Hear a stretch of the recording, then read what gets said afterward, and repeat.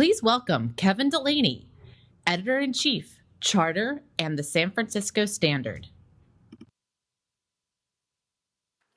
Hi, everybody. Thank you for coming back. We heard the rest of the folks in here. So we're in the home stretch here on this program, and thank you for being here with us. We just heard Casey Newton, who is talking about how every Silicon Valley CEO wants to be an 8-person company, and we're going to kind of shift a little bit here because we're about to talk to Donna Morris, who's the Chief People Officer of Walmart, which is the world's largest private sector employer with 2.1 million employees. So this is definitely a different shift of vibe, and we're really excited that Donna could fly in to be here for this event. And part of it is that Walmart is in the middle of this change like the rest of us and is doing it at a scale that like virtually no one else is doing it. Donna was out here 17 years at Adobe. Correct. And you're the Chief Human Resources Officer here. And what is really interesting about Walmart also is that basically the recently former CEO, Doug McMillon, said AI will change every person's job at this company. And so thank you for joining us. We want to talk about what that looks like. Sounds great. It's great to be here, and it's great to see some familiar faces, so thank you. Thank you. So I want to start and actually just get your reaction to, we just had this conversation kind of about the sort of bleeding edge of what's going on in Silicon Valley, the CEOs who only want 8 employees and are happy to jettison everybody else, the journalists who have their AI agents who are wreaking havoc while they're on vacation with their kids. Like, what is it, you're operating in a really different context, and I'm just curious what your reaction is about the different worlds and what maybe in a less bleeding edge context this is looking like. I think first off, it's great to be here. I think the interesting thing about Walmart is we're 2.1 million associates, but within that 2.1 million, we have more than 35,000 that are technologists. Yep. So I'm not sure how many people are in a 35,000 person tech company, but we do have 35,000 people who get up every day doing that. And then we have more than 2 million people get up every day and go into a store or a club or a distribution center. So when I hear discussions like that, that resonates with a portion of our workforce, but doesn't resonate with everything that we're doing. And I think there'd be a few key things that we think about every day. One is we want to be where America shops, or we want to be where Canada shops, or Mexico shops. And how we all shop is changing. And we're in stores and we're online. And the way we frame that is we want to be people-led, tech-powered. If anything, AI, from our perspective, gives us more opportunity to be tech-powered. And that's why the second thing we want to do is we want to equip all of our workforce to go on the journey with us. And we've made announcements in terms of partnerships with both OpenAI, but also with Google, specifically Gemini, to certify all of our workforce. And so anybody who wants to be certified, we'll take them on the journey. That's part of a continued investment that we have in learning. So we believe people come to Walmart often for a job, and then they end up having a career. And we believe as one of the largest employers, we have a responsibility. And that responsibility is we want an economy that's vibrant, that has individuals that are doing meaningful work. And to do meaningful work, you have to equip individuals to go on that journey. And so when we think about the opportunities that we have, it's what are we all doing to equip people to get there? So that's a really big part of the journey. And then ultimately, fast forward, even in a few years from now, we know that it'll be our people who make the difference. And so if you can give people tools that can allow them to unlock, we'll call it the mundane or the manual, and they can automate aspects, they can accelerate elements of their work, and or they can innovate, that's all goodness to us. The one thing about the last conversation, I'm just going to go there because I lived here for 18 years. This is a bubble. This is not reflective of what the entire economy is. Yeah. I know that it's a big portion of the economy, and great. But the reality is there are many other people who are doing great work every day that may or may not require AI. I think it will be highly beneficial if we ensure that education leans into AI, and if we allow everybody, regardless of their jobs, to have the opportunity to really learn AI, because our biggest competitor, if you think of like China, they're starting all the way from early kindergarten age. So I think for all of us, it's like, let's lean in, but let's be a bit more positive. Yeah. There's also too much rhetoric about everything going away. What's it going to create? How can it create opportunities? And I think that's the way we want to take it, is creating opportunity. I want to come back to that, but just, you mentioned you have 35,000 technologists. You obviously have a lot of white-collar workers in addition to the people who are just technologists. How do you think about the pace and applications of AI to people who have more in-person jobs? So your 2 million associates, workers who are going into physical facilities, and is AI starting to impact their jobs, or how are you thinking about that? Let me give you a bunch of examples. I mean, if a year ago we sat down, we wouldn't have any dedicated agent builders, but today we do.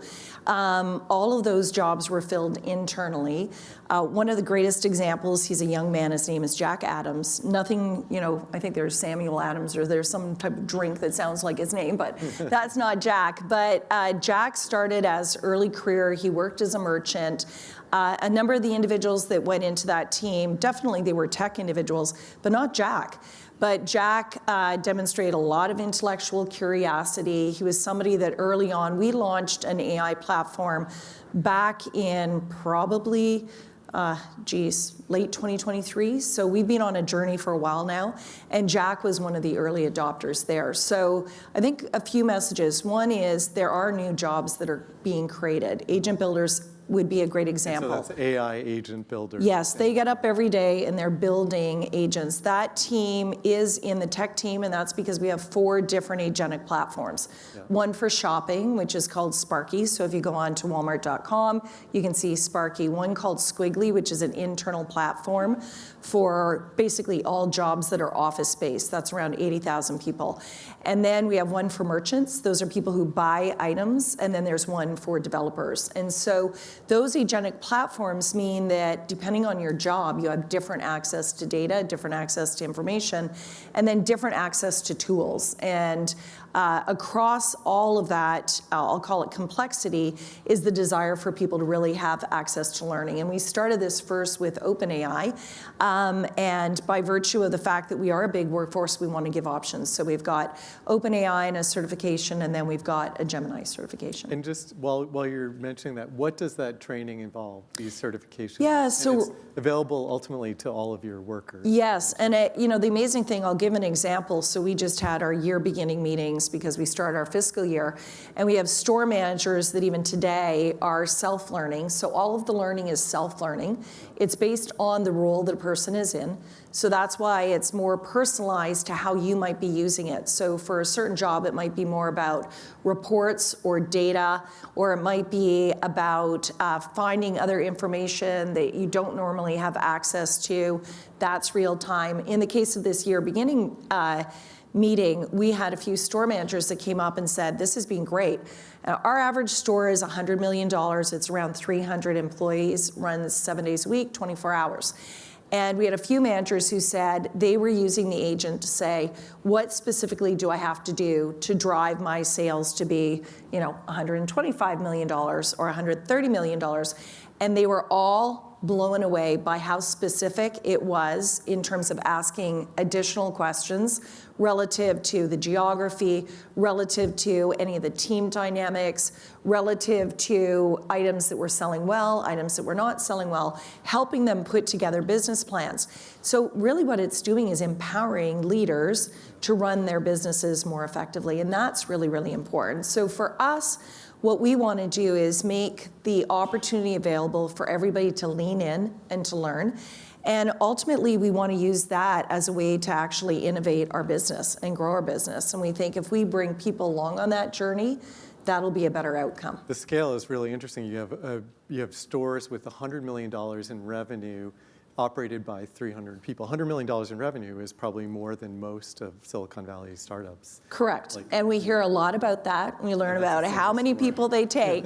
And we have 2.1 million people to generate revenue that's a little over 700 billion. Yeah. So to put it all into perspective, yeah. So one thing that's really interesting, among the questions or topics that comes up is this question about, automating away jobs. And the thing that people often say, well, it's like the choice of business leaders. Are we going to augment our workers, or are we going to just fire them all? And, according to Casey, the vibe out here is be happy to fire them all. But one thing that, Walmart has done is you have these 2.1 million employees, and you've committed to maintain that level of workers over the next 3 years, I think, right? And well, the way we look at it is we've had 2.1 million associates since 2020. Yeah. And we've grown our revenue a lot. So we believe if we look out into the future, we're going to have a really big workforce. Yeah. To say exactly how that's going to be shaped is to be determined. Yeah. But what we are going to do is make sure that we equip our associates to come on the journey. We've had an education program now since approximately 2018, and it's called Live Better You. And Live Better You is access to whether it be short-term learning, it's certificate programs, it's diplomas and degrees that allow our primarily frontline associates to have a path of opportunity. And so it takes individuals from being frontline to being commercial fleet drivers. They, on average, make more than $110,000 a year. Takes individuals that might be frontline associates to be maintenance technicians, pharmacy technicians, et cetera. And so this whole investment area is something that we're equipped to do. It's something that we're able to do at scale. And so this next future is all about how do you take AI and put that in the mix and think of what happens into the future. And so it'll be a reshaping, but to the point that I think it was Doug that specifically said this before he retired. It wasn't like a drop the mic, retire, I'm going to move on. His point was we're going to stay a really big employer, but every job is shaping and changing. And that's not new to us. I mean, we had approximately 19,000 personal shoppers back in late 2019. We have over 250,000 today. So we just naturally grow jobs and we grow people along with that. So this is another journey. It's a big journey. But I wish more people leaned into the opportunity that we have to bring people along with this change. And if we did that, that would unlock a lot of, I think, economic potential, but people potential too. Yeah, that's interesting. And so I mentioned earlier the Matt Schumer essay where he said, coders are watching their work evaporate and everyone else is just a heartbeat away from actually seeing it. And I would interpret, what you just said in Walmart's or Doug McMillon's commitment around preserving employment to say that you're actually making a different choice. We're making the choice of bringing people along in the change journey. And, I think that in of itself requires employees to lean in. And there'll be some individuals that might decide that they don't want to lean in, and there'll be some jobs that actually don't require it as much. Yeah. So, if I use the example of a frontline associate working in a store, they're today seeing AI as a really big lift for them. We have a high percentage of our associates that English might be the second language, but now we have real-time translation services, so it's great. If somebody comes in and has a question for me and they speak a different language than I do, real-time through voice, it can be translated and I can help that customer right back. So that's real unlock, and so I guess where we want to go is not around what will reduce, but what will grow and build. And we've had the opportunity over the last few years to build some new businesses. We've got a growing digital advertising business.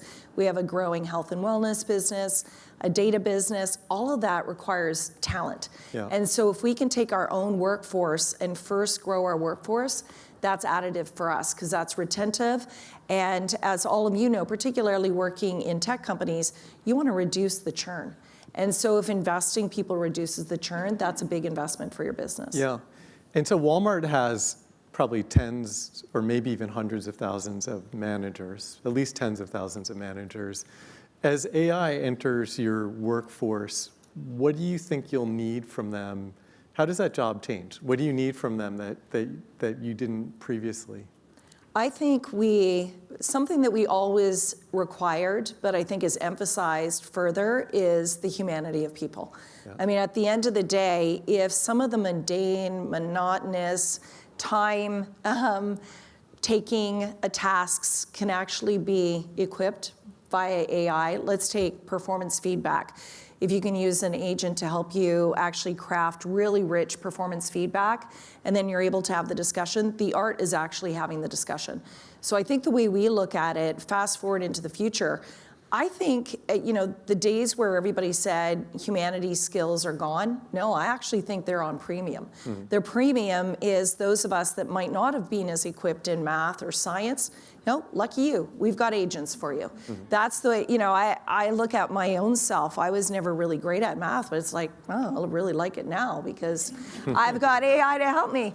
But the humanities and the people skills, and so when I think of managers in the future, I think managers in the future, hopefully are gonna have more time to actually spend the time with their teams to coach them for success, but also look after the end customer, like whoever that end customer is. And for a lot of those managers, at least in our, in our organization, that's an end customer that they can spend time with, and then they can role model that for their employees. Yeah, that's really interesting. A few weeks ago in New York, we had the Klarna CEO who was talking about how customer service actually becomes more white glove and premium because you're able to do that, and then you feed the feedback you get back into the system. On this point, can I say one thing? Go ahead, you mentioned about Sierra AI, and we're working with Sierra right now, and that's been a big unlock for us in terms of customer care. We have more than 270 million customers a week transact with us, but we haven't gotten rid of our customer team.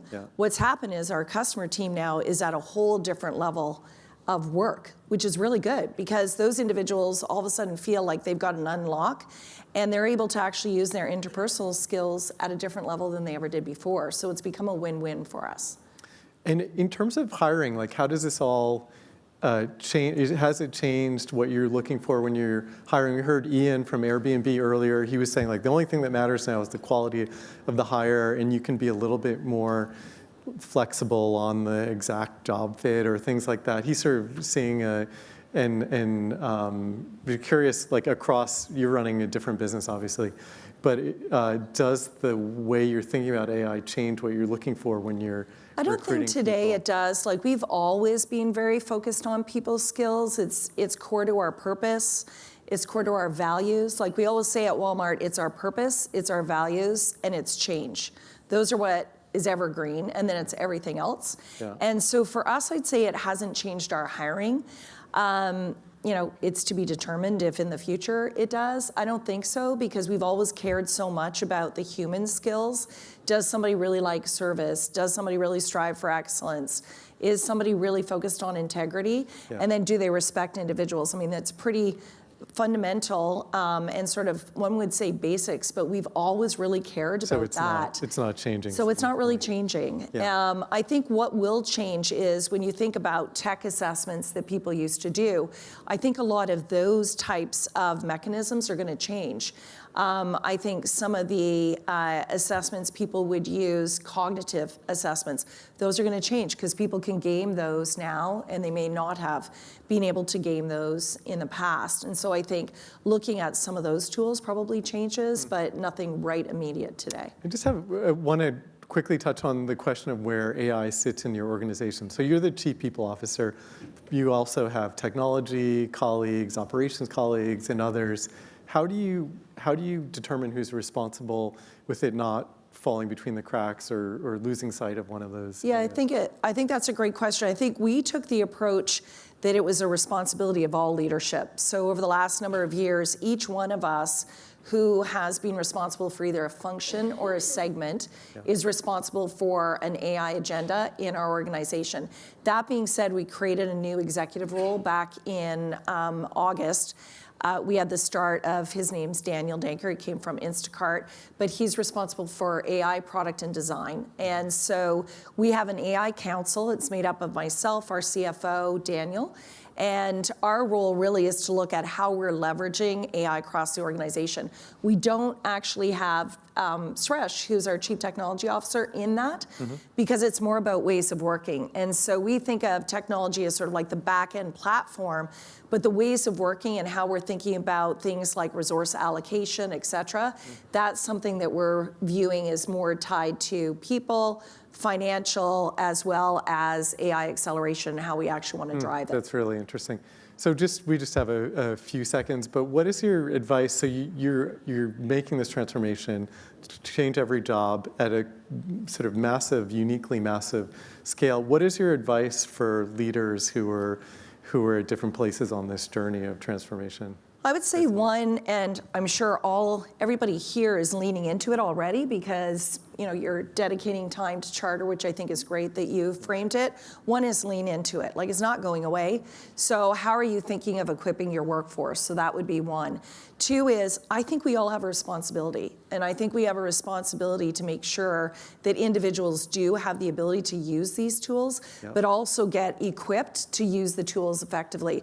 I think the outcome is growing your business. So I'd say lean into that. And third, at least from our perspective, is I think people's skills will rise to the top. So if we think of Walmart, our message would be, we're going to continue to be people-led, tech-powered. AI is going to further accelerate. But I think everybody has the opportunity to look at their businesses and say, where do you want your people to spend their time? Where do you want technology? And the way we look at it is, it'll be an unlock for our business, but it'll be an unlock for our people too, provided we bring them on that journey. Yeah, great. People-led, tech-powered. Donna Morris, Chief People Officer of Walmart. Thank you for this. Thanks very much.